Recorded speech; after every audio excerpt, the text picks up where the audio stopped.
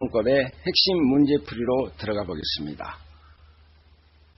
핵심 문제풀이를 풀기 전에 여러분이 기본서나 법 조문은 다 숙지했다라고 보고 이 문제를, 그렇다면 문제를 풀 때 어떠한 요령으로 문제를 풀 것인가. 그러나 형사소송법에서 중요 부분은, 시험에 나온 부분은 또 나오게 됩니다. 하지만 그 부분을 좀 깊이 있게 여러분이 파악을 하셔가지고 형사소송법에 여러분이 요구하고 있는, 좀 보시고자 하는 시험에 합격을 하셔야 되니까, 합격을 하기 위해서는 어떻게 해야 되느냐. 그럼 법원직, 그러면 공판에 많이 나온다. 경찰직이나 공안직군 같은 경우에는 수사 부분이 많이 나온다. 하지만은 지금은 어느 부분이 중요하다, 어느 부분이 중요하지 않다라는 것이 아니고 중요 부분은 있습니다. 중요 부분을 여러분이 조금 더 깊이 있게 숙지하셔서 여러분이 바라고자 하는 시험에서의 소기의 목적을 달성할 것에 도움을 주고자 이 강의를 시작하겠습니다. 그런데 이 강의의 특징은 여러분이 칠판에서 판서를 하는 강의보다 모든 것을 PPT 형식으로 띄워놓은 다음에 그것을 판서와 여러분이 교재를 가지고 교재를 보면서 하는 것이 아니라 화면에 교재와 설명이 같이 되어가는 새로운 방법을 모색해서 한번 해볼까 합니다. 그러면 1번부터 들어가기로 합시다. 자, 다음 설명 중 옳지 않는 것을 모두 고른 것은, 형사소송법이나 모든 시험 문제 중에서는 옳은 걸 고르라는 것보다 옳지 않는 것을 고른다는 것이 더 많이 나옵니다. 그럼 볼까요? 기업, 형사소송법은 한 국가의 정치와 법 문화의 수준, 즉 법치국가성과 민주화 정도를 가늠하는 중요한 척도가 되는 규범이다. 맞죠? 이건 맞는 얘기입니다. 여러분이 최순실 사태나 촛불 집회를 보듯이 우리나라의 형사소송법도 법치국가성이나 민주화를 가늠하는 아주 중요한 척도가 되는 규범으로서의 형사소송법을 여러분이 방송에서 계속 봐가고 있을 겁니다. 형사소송법이 어느 정도 중요한가? 피의자의 인권에 대해서 특히 중요한 부분이 형사소송법이다. 니은 형법이 정적 법률 관계에 관한 법이라면 형사소송법은 그러한 법률 관계를 규명하게 하는 동적 발전적 과정을 규율하는 법이다. 자, 우리가 보통 형법은 정적, 그다음 뭐라 그럽니까?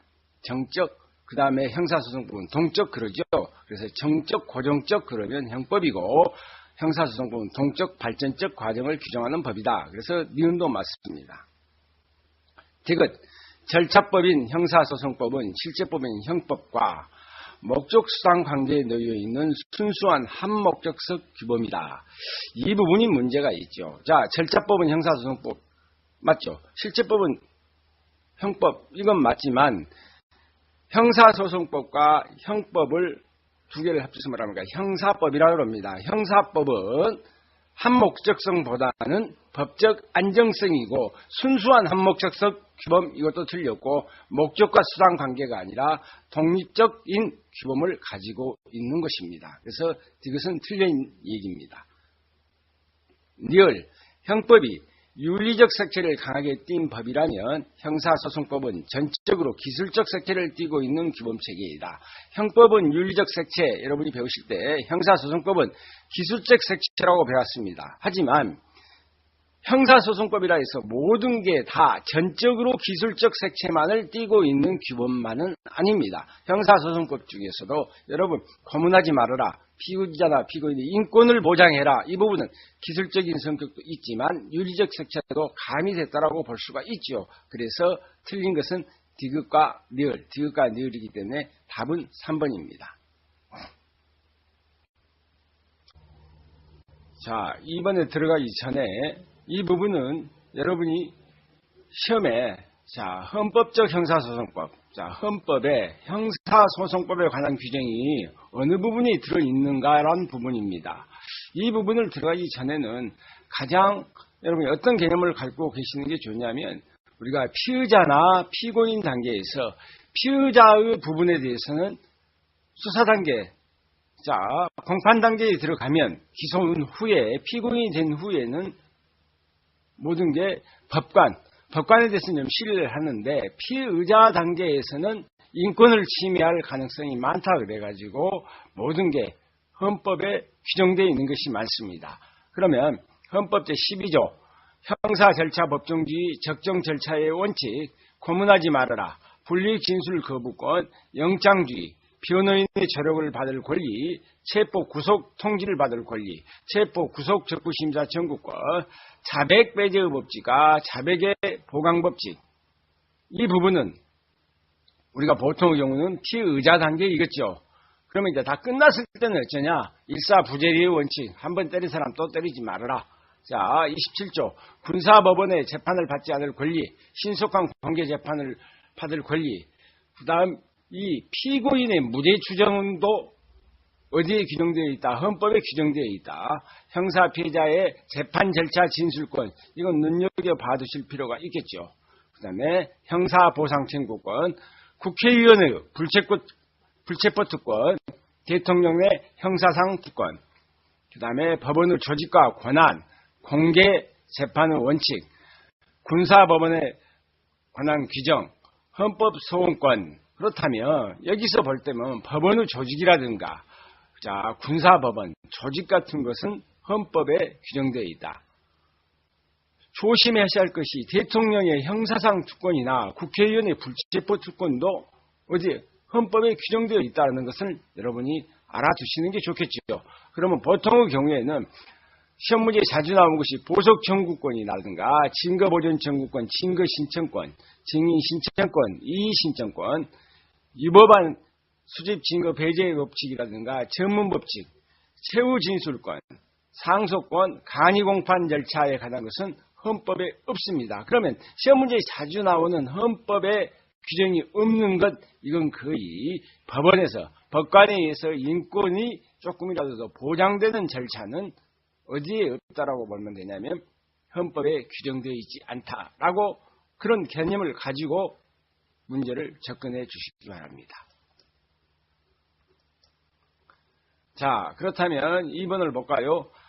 헌법이 형사 절차 관하여 명시적으로 규정한 항목의 개수로 가장 적절한 것은 자백 배제의 법칙 금방 했죠. 기억은 있습니다. 니은 신속한 공개 재판을 받을 권리 이것도 있고 디귿 적정 절차의 원칙 이것도 있고 리을 위법 수집 증거 배제의 법칙 이건 없지요. 무죄 추정의 원칙 있었습니까? 없었습니까? 있었습니다. 그러면 증거재판주의는 있어요? 없어요? 증거재판주의는 형사소송법에 규정되어 있다. 피구속자의 가족들의 구속사유를 통지받을 권리, 이 권리는 피의자 단계이기 때문에 있다고 봐야 된다, 없다고 봐야 된다. 헌법에 규정되어 있다.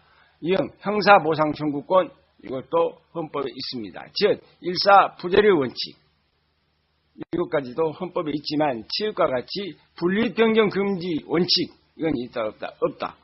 자 기억 형사 피해자의 재판 절차 진술권 있어요 없어요? 형사 피해자가 재판 절차 진술할 수 있는 것 이건 헌법에 규정되어 있다 그랬죠. 특은 영장 실질 심사 청구권 이건 없습니다. 헌법에 없고 어디에 있다? 형사소송법에 있습니다. 그러면 형사소송법에 있는 것이 몇 가지냐? 티귿, 리을 이 두 가지는 티귿까지 하나, 둘, 세 가지는 어디에가 없습니까? 헌법에 규정되어 있지 않다. 헌법에 규정되어 있지 않기 때문에 다른 모든 부분 8개는 헌법에 명시적으로 규정되어 있습니다. 이번 문제는 반드시 여러분이 숙지하고 시험장에 가시기 바랍니다.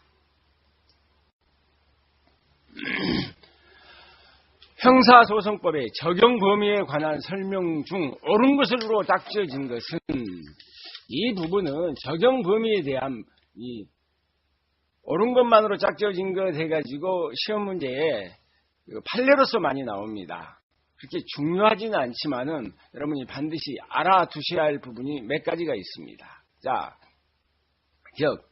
한반도의 평시 상태에서 미 합중국 군 당국은 미 합중국 군대의 군속에 대하여 형사재판권을 가지지 아니하므로 가지지 않으면, 미군에서 가지지 않으면 우리가 바로 행사할 수 있다 없다? 행사할 수 있다 그래야겠죠.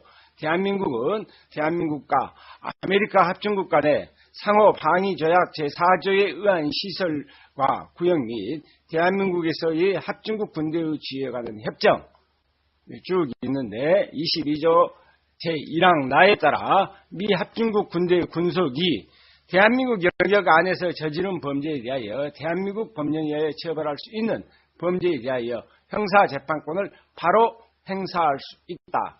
이런 판례가 나오면 너무 가운데가 길지만 어디를 중심으로 봐야 됩니까? 한반도의 중요한 것은 평시 상태에서 미 합중국 군대의 군속에 대해서 미군이 형사재판권을 가지고 있지 않다라고 봅니까? 가지고 있지 않으면 어디서 그냥 놔둘 거냐? 바로 우리가 형사재판권을 행사할 수 있습니다. 그래서 기억은 맞습니다. 자, 니은 캐나다 시민권자인 피고인이 캐나다에서 2조 사문서를 행사했다는 내용으로 기소된 사안에서 여기서 볼까요? 캐나다 시민이죠. 우리나라 사람이 아니야, 피고인이. 그러면 속인주의도 아니고 그 다음에 어디에서? 자, 속지 캐나다에서 사문서를 위조했어. 그 다음에 형법 제234조 2조 사문조 행사죄는 형법 제5조 제1호 내지 7호에 열거된 죄에 해당되지 않고, 그렇다면 우리나라의 보호주의에도 해당되지 않고 속지도 아니고 보호주의에 해당되지 않으면 이건 처벌할 수 있다 없다? 우리나라의 재판권은 있다 없다? 재판권은 없습니다. 2조 사문서 행사를 형법 6조 대한민국 또는 대한민국 국민의 법익을 직접적으로 침해하는 행위라고도 볼 수 없으므로 우리나라의 재판권이 없다. 그랬기 때문에 이것도 니은도 맞습니다. 지금 대한민국 내에 있는 미 문화원은 치해법권 지역이므로 그곳에서 죄를 보던 대한민국 국민에 대해서는 우리나라의 재판권이 미치지 않는다. 대한민국 미 문화원은 치해법권이 속지주의에 의해서는 미치지 아니할지란가 몰라도 대한민국 국민은 속인주의에 대해서 재판권이 미친다 그래야 되겠죠. 그래서 미치지 아니한다 그랬으니까 틀렸습니다. 자, 대한민국 국회의원의 면접주권의 대상은 직무상 발언과 표결이라는 의사표현 행위에 국한되며 이에 통상적으로 부수하여 행하진 행위까지 포함되는 것은 아니다 그런 것이냐. 통상적으로 부수하여 행하진 행위까지도 포함되는 겁니다. 그래서 옳은 것은 기억 니은은 옳고 디귿과 니을이 틀렸습니다. 그래서 답은 2번입니다. 4번 형사소송법의 목적과 이념에 관한 설명 중 판례의 입장과 다른 것은 모두 몇 개인가? 기억, 기피 신청이 소선 지형을 목적으로 하며 명백한 경우에 신청을 받은 법원 또는 법관은 이를 기각할 수 있도록 규정한 형사소송법 200조 1항은 헌법상 보장된 공정한 재판을 받을 권리를 침해한다가 아니라 침해하지 않죠. 왜냐 그러면 기피 신청이 소송 지연을 목적으로 하는 것이 명백한 경우 이것은 법원이나 법관이 바로 기각할 수 있도록 하는 규정은 공정한 재판을 받을 권리를 침해하지 않습니다. 그래서 1번은 틀린 부분이고 니은 군 사법경찰관이 구속기간의 연장을 허용하는 군사법원법 제242조 1항 중 239조 부분은 과잉금지 원칙에 위반하여 신체의 자유 및 신속한 재판을 받을 권리를 침해하는 것이다. 군사법경찰관의 구속기간 연장을 허용하는 것은 신속한 재판을 받을 권리를 침해하는 것이다. 맞습니다. 득은 수사기관에서 구속된 피의자의 도주, 항거 등을 억제하는 데 필요하다고 인정할 상당한 이유가 있는 경우에는 필요 한도 내에서 포승이나 수갑을 사용할 수 있는 것이며 이렇게 포승이나 수갑을 사용할 수 있을 때 이러한 조치가 무죄 추정 원칙에 위배되는 것이라고 볼 수 있다 없다 할 수는 없다. 니을 검사가 법원의 증인으로 채택된 수감자를 그 증언에 이르기까지 거의 매일 검사실로 하루 종일 소환하여 피고인 측의 변호인의 접근을 차단하고 일단 변호인의 접근을 차단 이것까지만 해도 위법이죠. 검찰에서의 진술을 번복하는 증언을 하지 않도록 해유, 압박하는 한편 때로는 검사실에서 그에게 편의를 제공하는 행위는 피고인의 공정한 재판을 받을 권리를 침해하는 것이다. 이건 당연한 것이죠. 변호인의 접근도 차단하고 말도 번복하라 하고 또 편의도 제공하는 것, 이것은 공정한 재판을 받을 권리를 침해하는 것이다. 맞고, 금치 처분을 받은 수용자에게 금치 기간 중 운동을 금지하는 것, 아무리 금치 처분을 받았다 할지라도 운동까지 금지하는 것은 신체의 자유를 침해하는 것입니다. 형행법 시행령 제145조 제2항 중 운동 부분은 수용자의 인간의 존엄과 가치, 신체의 자유 등을 침해한다. 그랬으니까 맞는 것이 되죠. 그래서 여기서 판례의 입장과 다른 것은 기억만 판례의 입장과 다르기 때문에 답은 1번입니다. 적정 절차의 원칙과 관련하여 가장 옳지 않는 것은 1. 헌법 12조 1항 후문에 규정되어 있는 적법 절차란 법률이 정한 절차 및 그 실체적 내용이 모두 적정하여야 함을 말하는 것이다. 적정 절차라는 것은 절차만 정확하다 해서는 그것이 안 되고 그 내용도 모두 적정해야 하는 것이다. 맞고, 2번 헌법과 형사소송법이 정한 절차에 따르지 아니하고 수집한 증거는 물론 그를 기초로 획득한 2차적 증거 역시 기본적 인권 보장을 위하여 말하는 적정 절차에 따르지 않는 것으로서 원칙적으로 유죄 인정의 증거로 삼을 수 없다. 이게 바로 뭐라 그럽니까? 독수의 과실론. 덕이든 나무는 덕이든 열매를 맺을 수밖에 없다. 그래서 1차 증거가 오염되어 있으면 2차 증거도 증거로 삼을 수 없다는 이론입니다.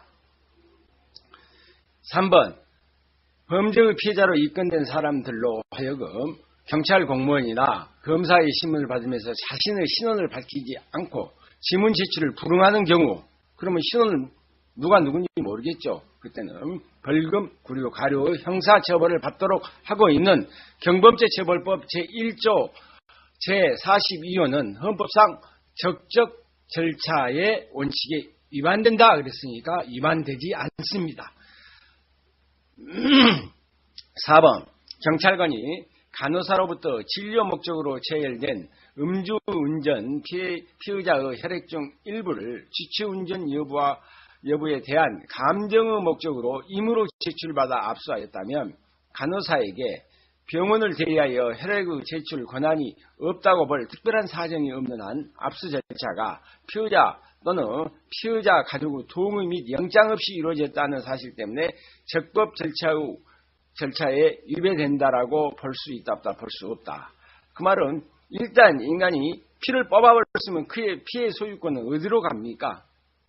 병원으로 가죠. 그래서 병원에서 보관하고 있는 것을 간호사가 병원을 대리해서 제출했다.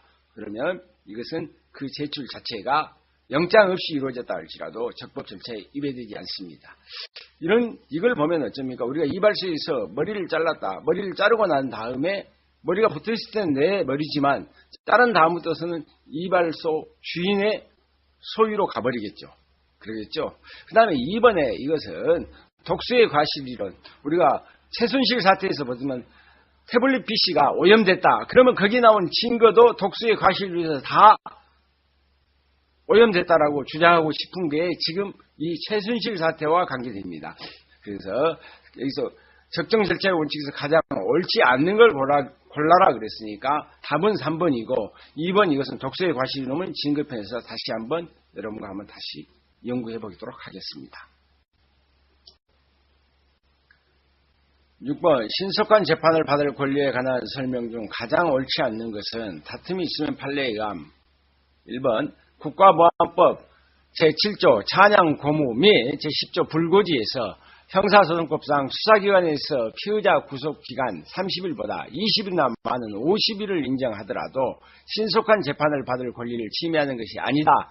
사실은 찬양 고무나 불고지 알리지 않는 것은 그렇게 중요한 범죄이지도 않음에도 불구하고 수사기관의 구속기간보다 20일이나 더 많은 것, 이것은 신속한 재판을 받을 권리를 침해하는 것입니다. 그래서 1번은 틀린 부분입니다. 그렇다면 2번, 3번, 4번의 지문도 정확히 한번 숙지를 하고 여러분이 넘어가셔야 됩니다. 2번, 판결의 선고는 제1심에서 공소가 제기단으로부터 6개월 이내에 항소심 및 상고심에서는 기록을 선고받은 날로부터 4개월 이내에 해야 된다. 맞고 3번, 구속사건에서 법원이 구속기간 내에 재판을 하면 되는 것이고 구속 만기 25일을 앞두고 1회 공판이 있었다 하여 헌법이 정한 신속한 재판을 받을 권리를 침해하였다고 볼 수 있다 없다? 없다. 언제만 구속기간 내에서만 재판을 하기만 하면 됩니다.